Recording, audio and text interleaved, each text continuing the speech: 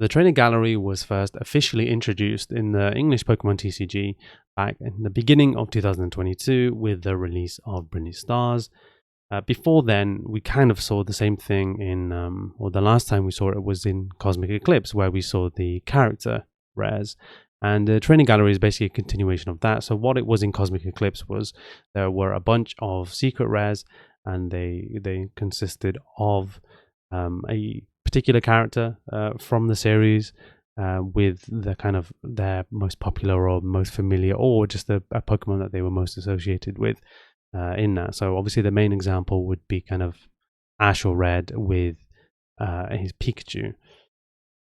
And they were really popular cards at the time, particularly that Ash's Pikachu, as I mentioned, within Cosmic Eclipse. But they obviously didn't continue with that immediately into Sword and Shield. I don't know why they decided to kind of leave it until Brilliant Stars, but obviously they weren't getting those kind of art rares that they were getting in the latter stages of the Japanese releases of Sword and Shield sets. So obviously they already, at least the English side of the company, didn't have anything to kind of base it on. But I was shocked that they didn't continue that.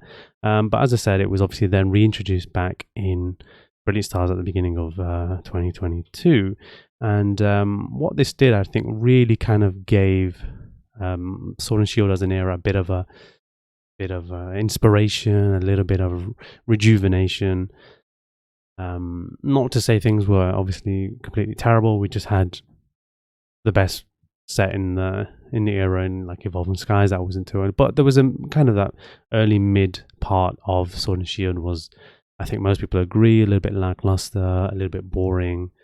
You'd had sets that were basically just Charizard like Champion's Path and Darkness Ablaze, and you had pretty terrible sets like Sword and Shield Base and Rebel Clash. I personally like Chilling Reign, but at the time it was thought of as being a pretty poor set.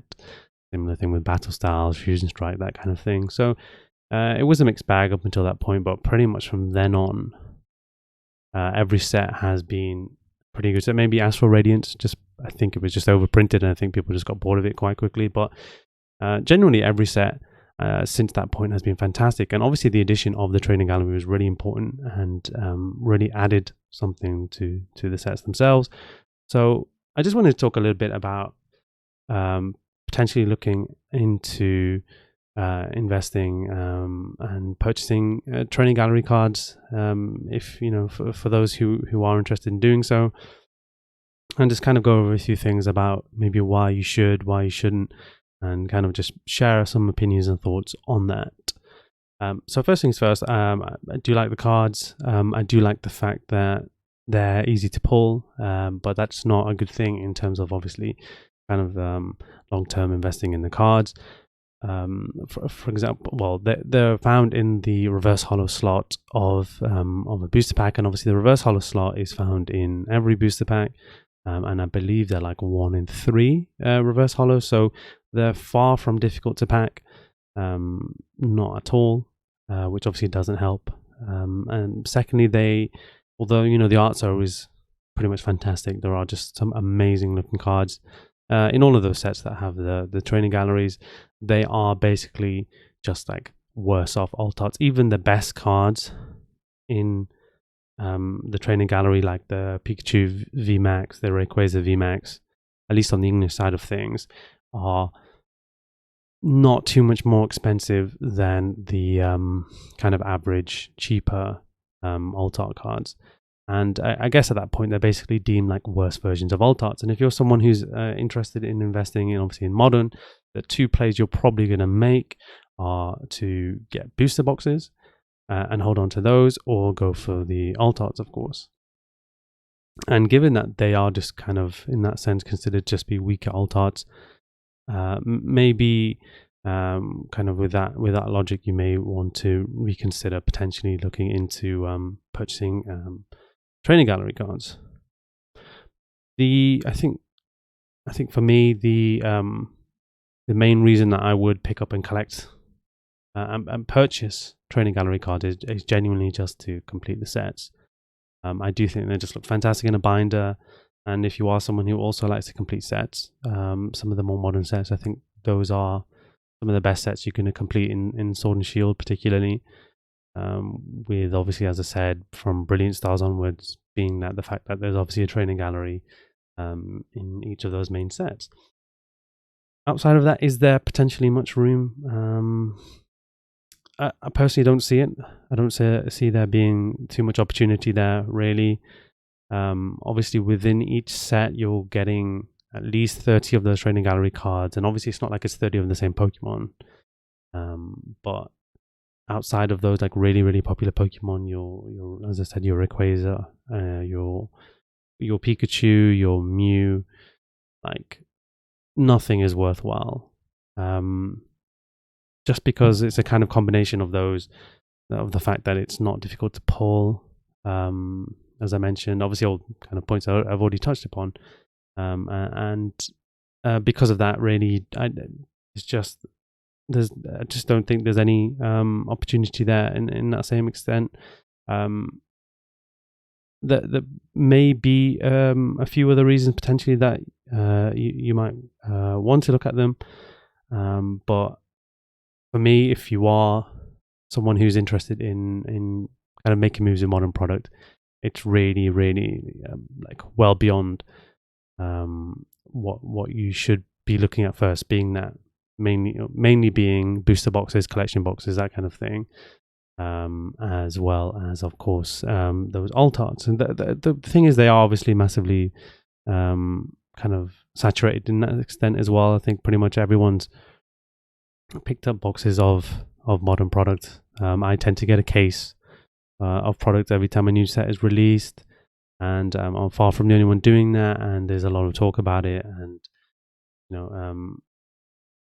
given the kind of where we are at with modern sets and the kind of lack of reprints we've been hearing about, or we've received in the last few months, that's probably going to continue to look like the best thing you could be doing right now, just because now we're at a point where Chilling Reign is like $140.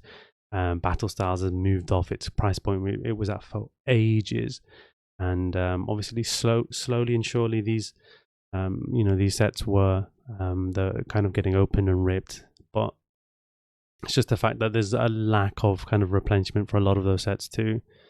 It's a bit mixed, of course, and I've spoken a little bit about this in previous videos as to wondering and kind of conjecturing as to what Pokemon is doing with their reprint policy for Sword and Shield before we properly set foot into Scarlet and Violet. And another point I kind of wanted to discuss was the impact of the training gallery on the full art trainers. So I made a video a couple of days ago talking about those interested in investing in full art trainers, and kind of mainly focus on Japanese, just because that's probably where all your opportunity is going to be. And we see this more so even within these kind of training gallery sets, because of course it's 30 cards, mostly obviously the kind of character Pokemon full art, but then you also have, and I'm not sure why they necessarily had to do that, why they couldn't just have those full art trainers in the main set. But they obviously had full art trainers within the training gallery as well. And for example, if you look at Gloria, I think Gloria is one of the best examples for this. The training gallery Gloria is less than $10, doesn't have much value at all, and the Japanese Gloria is almost at $200. And basically what seems to happen with the training galleries is you have these really nice, awesome looking cards, but they just have no value, and that value is basically just decimated by the fact that they are in those reverse holo slots and they are so easy to get. And that's kind of probably the consensus, I guess, or consensus thought when it comes to looking into training gallery cards. The one kind of redeeming quality of those, or of the introduction of the training gallery, is of course the fact that they do make the set that they come in a little bit more enticing. They make the experience much more, or much improved relative to opening a set that doesn't have training gallery cards. And I think this is what will kind of guide Pokemon going into Scarlet and Violet. So from some preliminary viewings of like booster box openings, not just that kind of Japanese side, but even on the English side of stuff, of course it's a little bit early for that, and it's a little bit controversial as to whether, you know, those videos should be available. But it does look like Pokemon has kind of increased the kind of pull rates, or the number of cards that you're going to get, similar to what we were seeing at the end of Sword and Shield. So normally you'd get maybe, you know, early part of Sword and Shield, you open a box, and obviously this does change.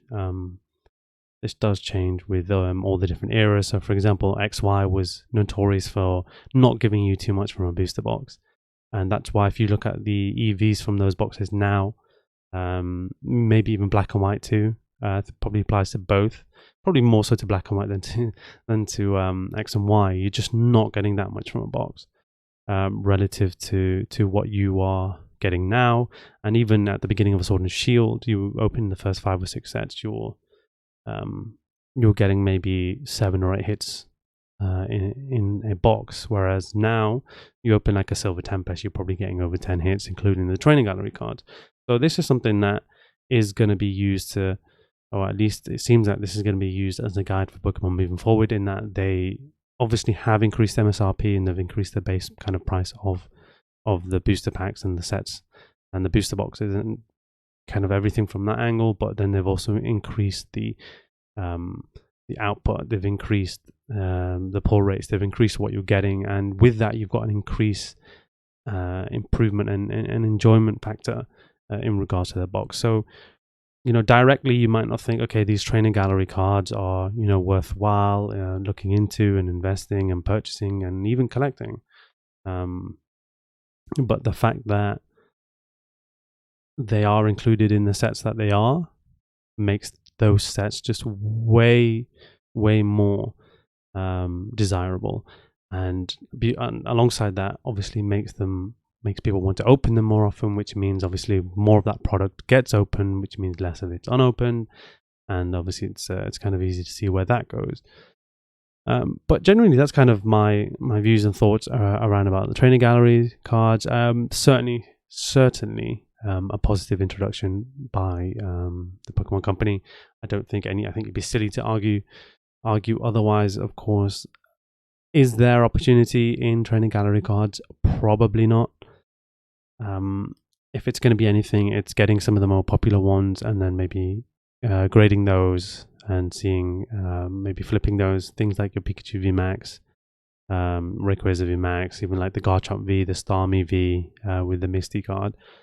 But they are far too common to pretty much do anything else with.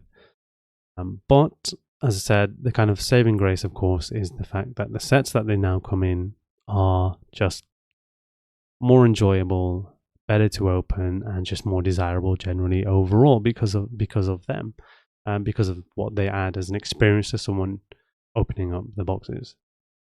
So I know it's a bit of a quicker video today, but I wanted to kind of surmise my points a little bit faster, and just kind of share those thoughts and opinions with yourself. If there's, you know, if you have any thoughts and stuff you might want to share, if you disagree with some of the things I said, feel free to leave a comment and let me know. Otherwise, please like the video if you did enjoy it, and subscribe if you're not already, and hopefully I'll catch you on the next one.